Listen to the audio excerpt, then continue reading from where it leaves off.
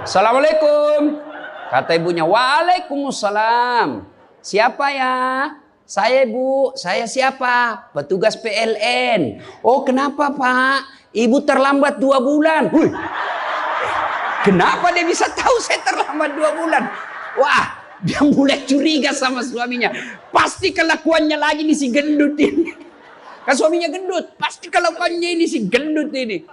Wah, suaminya juga marah digendut-gendutin.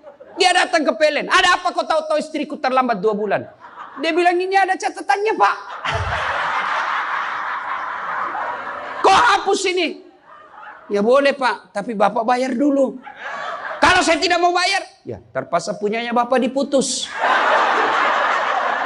Kalau punya aku diputus, apa dia pakai istri saya di rumah? Dia terpaksa pakai lilin.